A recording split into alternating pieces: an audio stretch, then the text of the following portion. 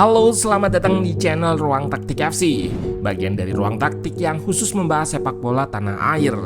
Dan di video kali ini, kita akan bahas pahlawan kemenangan Indonesia saat menghadapi Arab Saudi, Marcelino Ferdinand.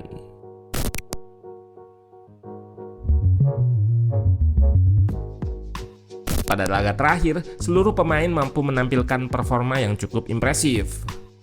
Jai Izes dan Rizky Ridho ciptakan tembok yang sangat kokoh di belakang. Peran Tom Haye dan Ivar di lini tengah juga nggak kalah penting.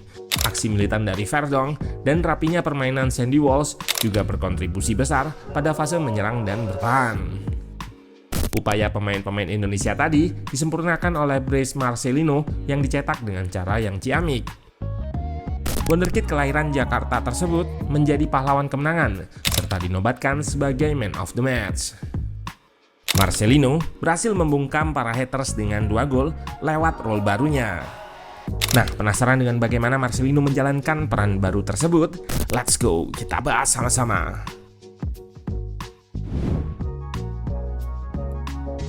Untuk kedua kalinya, nama Marcelino Ferdinand kembali masuk dalam starting line up pada ronde ketiga.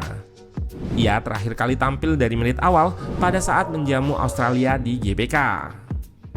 Meskipun begitu, pemain yang mengenakan nomor 7 itu hampir selalu bermain di setiap laga timnas. Jika nggak masuk dalam starting line up, Lino biasanya akan turun dari bangku cadangan pada babak kedua. Bahkan di ronde sebelumnya, ia hampir selalu tampil full 90 menit. Hal ini mulai terjadi 2 tahun lalu, tepatnya saat pertama kali dipanggil ke timnas senior. Seiring berjalannya waktu, kepercayaan Sintayong kepadanya terus meningkat.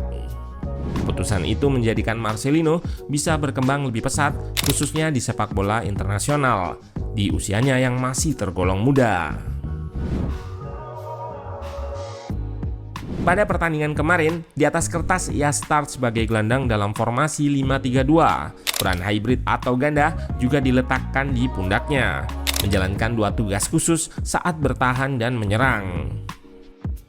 Saat fase menyerang atau attacking, Marcelino menjadi pemain tengah yang paling agresif, sering berada di area tinggi untuk membantu penyerangan. Heatmap-nya ini bisa menjadi bukti betapa seringnya ia melewati tengah lapangan. Manuver ke belakang lini lawan bisa menjadi opsi yang sangat berguna dalam proses penciptaan peluang. Lino memang menjadi salah satu pemain Indonesia yang sangat aktif terlibat di final third. Statistik ini menjadi gambaran betapa tinggi kontribusinya. 6 sentuhan di kotak penalti lawan, 5 shots, 4 on target, dan 2 gol dicatatkan Wonderkid Persebaya Surabaya ini. Sementara saat bertahan, ia cenderung berperan sebagai gelandang kiri, berada di lini kedua bersama Haye dan Ivar. Ketiga pemain tersebut berupaya menutup atau mempersulit akses lini tengah Arab Saudi.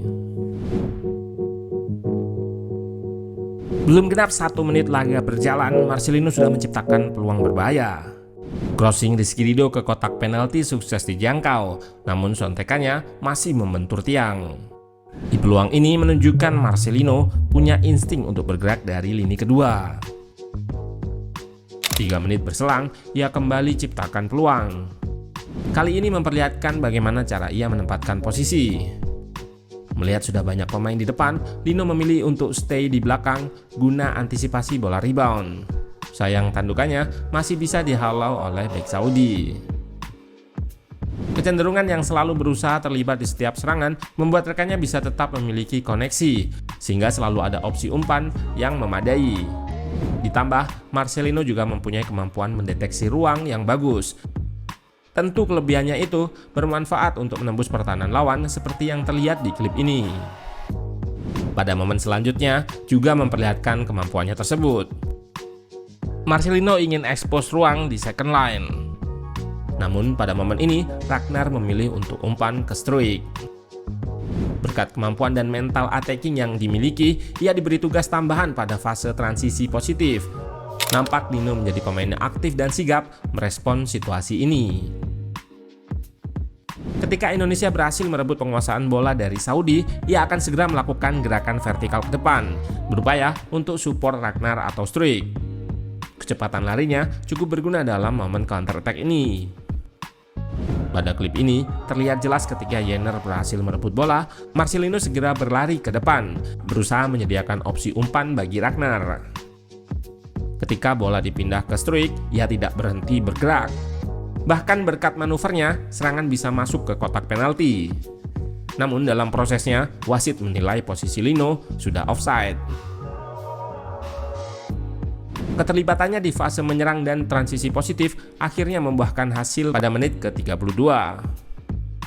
Berawal dari aksi Haye yang sukses mematahkan serangan Arab Saudi, dilanjutkan dengan umpan kepada Marcelino.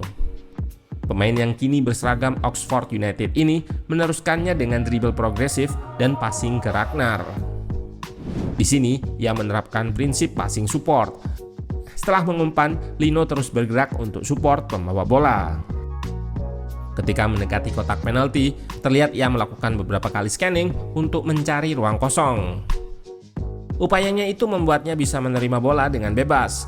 Sebelum syuting, ia lebih dulu melakukan fake shot untuk menipu blocking terdepan Saudi. Mentalitas jadi salah satu faktor performa impresif Marcelino. Meski baru berusia 20 tahun, ia menunjukkan kepercayaan diri yang sangat tinggi. Ini jadi salah satu poin penting mengapa ia selalu dipilih Sinteyong. Hebatnya pada fase bertahan, Lino tetap menunjukkan mentalitasnya. Work rate-nya cukup tinggi, tidak malas untuk mengejar dan melakukan pressing kepada pembawa bola. Saat kehilangan bola, ia juga bergegas track back untuk bantu lini tengah menjadi filter pertama. Waktu timnas Indonesia bertahan dengan low block, Marcelino juga sering terlibat untuk menggagalkan serangan. Ia bisa cover ruang kosong atau marking lawan yang overlap. Selain work rate, keberanian merupakan aspek berikutnya yang menonjol. Hal ini biasa ditemukan waktu ia melakukan pressing agresif. Bahkan ia nggak ragu untuk melakukan foul demi menghentikan lawannya. Aspek itulah yang menjadi modal dasar Marcelino dalam merespons situasi duel. Ia tidak takut menghadapi pemain yang posturnya lebih besar. Aksi heroiknya ini sangat berguna dalam menghadapi situasi chaos. Pada laga kemarin, ia menjadi pemain Indonesia yang paling sering berduel meskipun bukan back. Dari 17 kesempatan, ia memenangkan 7 duel. Catatan itu membuktikan bahwa keberaniannya cukup tinggi bagi pemain seusianya. Keseimbangan mentalitas di fase bertahan dan menyerang inilah yang membuat Marcelino terasa istimewa. Saat fase bertahan, ia memiliki kemampuan defense yang cukup baik. Sementara di fase menyerang, ia juga memiliki mental attacking yang tinggi. Di momen ini, ia segera berlari waktu Ragnar mendapatkan bola liar. Gerakannya disupport oleh Verdonk di sisi lapangan. Pemain berkaki kidal tersebut melakukan soloran hingga masuk ke kotak penalti. Di saat yang bersamaan, Marcelino juga melakukan diagonal run ke tengah. Tembakan pertamanya berhasil diblok pemain Saudi, namun di kesempatan kedua, ia sukses mempecundangi kiper dengan chip yang sangat klinis. Finishing yang sangat percaya diri. Setelah mencetak gol keduanya, pemain didikan Liga Internal Persebaya ini melakukan selebrasi yang ikonik. Marcelino yang pada beberapa waktu lalu sempat mendapat banyak hujatan, akhirnya bisa membuktikan kualitasnya dan membalas semua nyinyiran dengan cara yang elegan. Pada konferensi pers setelah pertandingan, Lino menjelaskan kalau perjuangannya tidak cukup sampai di sini. Ia akan terus mengevaluasi penampilannya pada pertandingan berikutnya. Rasa tidak puas tersebut diharapkan mampu mendorong Marcelino untuk selalu belajar dan introspeksi diri, sehingga nanti membuat karirnya bisa berkembang jauh lebih baik di masa depan. Satu catatan di pertandingan ini, decision making-nya cukup baik. Ia juga bermain lebih simpel, sehingga penampilannya cukup efektif.